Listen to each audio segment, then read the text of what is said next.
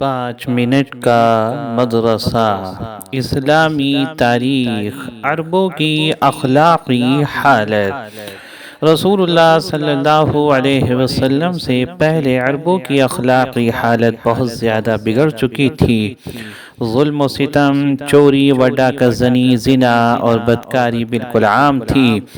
جوا کھیلنے اور شراب پینے کا رواج بہت زیادہ تھا۔ بے حیائی اور بے شرمی اس حد تک بڑھ گئی تھی کہ کھلے عام برائیاں کر کے اس پر فخر کیا جاتا تھا۔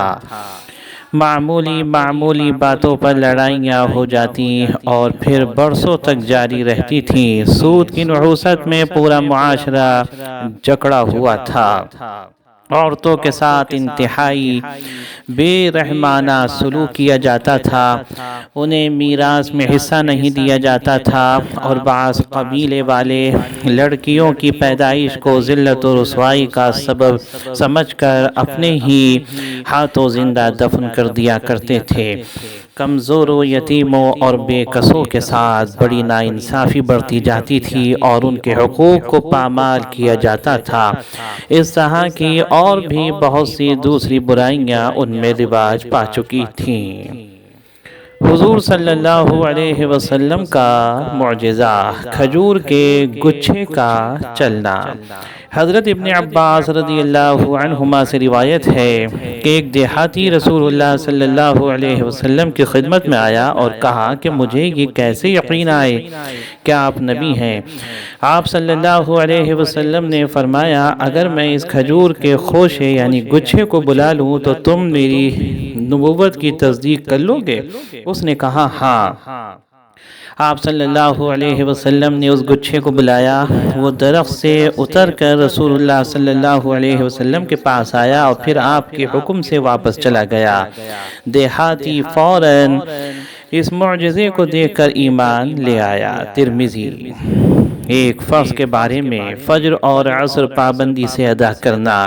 حضرت عمارہ بن رویبہ رضی اللہ عنہ سے روایت ہے کہ رسول اللہ صلی اللہ علیہ وسلم نے فرمایا، ہرگز وہ آدمی جہنم میں داخل نہیں ہو سکتا جو سورج نکلنے سے پہلے فجر کی نماز اور سورج غروب ہونے سے پہلے عصر کی نماز پڑھے۔ مسلم۔ ایک سنت کے بارے میں عذاب قبر سے بچنے کی دعا۔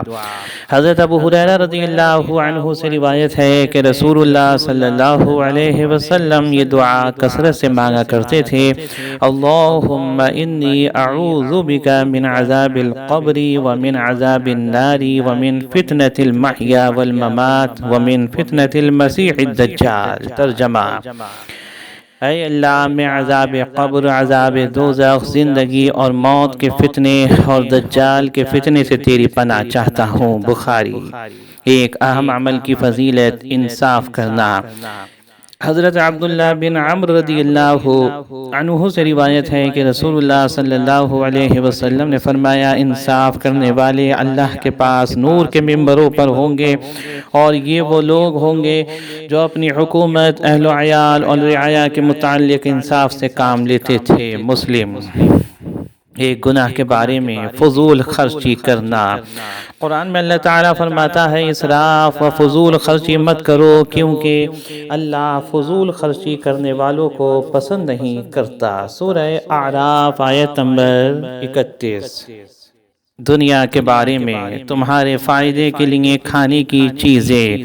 قرآن میں اللہ تعالیٰ فرماتا ہے، انسان کو اپنے کھانے میں غور کرنا چاہیے کہ ہم نے خوب پانی برسایا، پھر ہم نے عجیب طریقے سے زمین کو پھاڑا، پھر ہم نے اس زمین میں غلے، انگور، ترکاریاں، زیتون، کھجور، گھنے باغ، میوے اور چارہ کو پیدا کیا۔ یہ سب تمہارے اور تمہارے جانوروں کے فائدے کے لیے ہے۔ سورہ عبس آیت نمبر 24 تا 32۔ آخرت کے بارے میں حور کی خوبصورتی۔ حضرت انس بن مالک رضی اللہ عنہ سے روایت ہے کہ رسول اللہ صلی اللہ علیہ وسلم نے فرمایا، اگر جنت کی کوئی عورت زمین والوں کی طرف جھانک لے تو زمین و آسمان کے درمیان کی تمام چیزوں کو روشن کر دے اور اس کو خوشبو سے بھر دے اور اس کی اوڑھنی دنیا اور اس میں موجود تمام چیزوں سے بہتر ہے۔ بخاری۔ طب نبوی سے علاج، حفاظتی تدبیر۔ حضرت ابو ہریرہ رضی اللہ عنہ سے روایت ہے، رسول اللہ صلی اللہ علیہ وسلم نے فرمایا، مجذوم سے تم اس طرح دور رہو جس طرح تم خود کو شیر سے دور رکھتے ہو۔ بخاری۔